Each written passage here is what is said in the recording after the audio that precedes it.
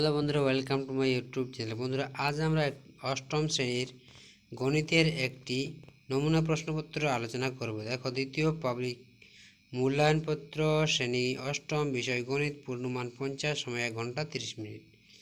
নিচের প্রশ্নগুলোর উত্তর দাও। 1 গুণ 10 সমান সমান 10। প্রতিটি প্রশ্নের জন্য 1 নম্বর করে। দেখো, জল মিশ্রিত দুধের একটি পাত্রে 1/5 জল আছে।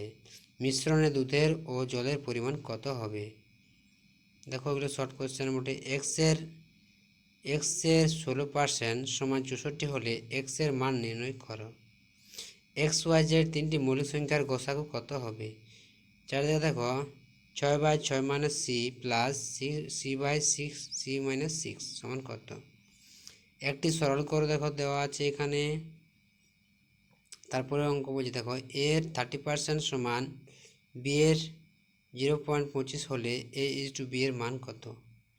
একটি একান্তর কোণের মান সর্বদা সমান, অসমান, অসমকোণ না সমকোণ হবে।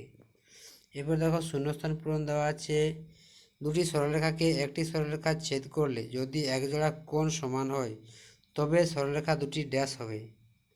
তারপরে প্রশ্ন, এবিসি একটি ত্রিভুজ যার কোণ এ সমান 60 ডিগ্রি, সি সমান 36 ডিগ্রি। ত্রিভুজটির বাহুগুলোকে ক্রমানুসারে সাজাও। তারপর আছে উৎপাদককে বিশ্লেষণ করো, x q minus y q. দুয়ের প্রশ্ন হলো, যে কোনো 4টি প্রশ্নের উত্তর দাও। 30 জন লোক 15 দিনে একটি গ্রামের রাস্তায় 3/7 সারান। যদি আরও 10 জন লোক কাজটি করতে আসে তবে রাস্তাটি বাকি অংশ সারাতে কত দিন সময় লাগবে? ত্রৈরাসিক পদ্ধতিতে করো। তারপরে দেখো, চিনির বাজার দর 20% বৃদ্ধি পেল, কিন্তু রায় পরিবার চিনির খরচ অপরিবর্তিত রাখতে চায়। তবে রায় পরিবারকে চিনির মাসিক ব্যবহারের শতকরা কতটা কমাতে হবে? তারপর প্রশ্ন দেখো, এক প্রকার সিরাপে জল ও অন্যান্য উপাদানের পরিমাণের অনুপাত 89:11। এরূপ 22 লিটার জল মেশানো হলে জল ও অন্যান্য উপাদানের পরিমাণ অনুপাত 90:10 হবে। একটি যন্ত্রচালিত তাঁতের ক্ষমতা একটি হস্তচালিত তাঁতের ক্ষমতার 2.1/4 গুণ। তাই 12টি হস্তচালিত তাঁত 1080 মিটার দৈর্ঘ্যের কাপড় 18 দিনে তৈরি করে। তাহলে 2700 মিটার দৈর্ঘ্যের কাপড় 15 দিনে তৈরি করতে কতগুলো যন্ত্রচালিত তাঁত লাগবে? কোনো পরীক্ষায় পরীক্ষার্থীর 52% ইংরেজি, 42% গণিত আর 17% উভয় বিষয়ে ফেল করেছে। যদি 115 জন উভয় বিষয়ে পাস করে তবে মোট পরীক্ষার্থীর সংখ্যা কত ছিল? এরপর দেখো, 3 থেকে উৎপাদককে বিশ্লেষণ করি। এই অঙ্কগুলো দেখো বীজগণিত থেকে সরল করে দেওয়া আছে একটা।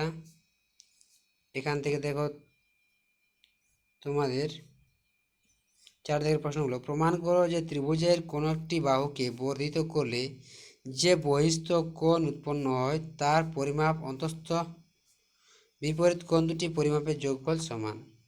তারপরে আছে, প্রমাণ করো একটি ত্রিভুজের দুটি কোণের পরিমাপ সমান হলে তাদের বিপরীত বাহুগুলি সমান হবে। আরেকটি প্রমাণ আছে, দেখো, প্রমাণ করো যে সমবাহু ত্রিভুজের মধ্যমা তিনটি দৈর্ঘ্য সমান। অথবা আছে আরেকটি, দেখো, এবিসি ত্রিভুজের এবি সমান এসি, কোণ বিএসি সমান 70 ডিগ্রি। প্রমাণ করো যে এই অসমান বাহুটির ত্রিভুজের বৃহত্তম বাহু। তো বন্ধুরা, এই ছিল অষ্টম শ্রেণীর একটি নমুনা প্রশ্নপত্র। যদি ভিডিওটি ভালো লাগে তো অবশ্যই লাইক, শেয়ার, কমেন্ট করে জানাবে। আর চ্যানেলে নতুন হলে অবশ্যই চ্যানেলটিকে সাবস্ক্রাইব করে রাখবে এ ধরনের নতুন নতুন ভিডিও পেতে।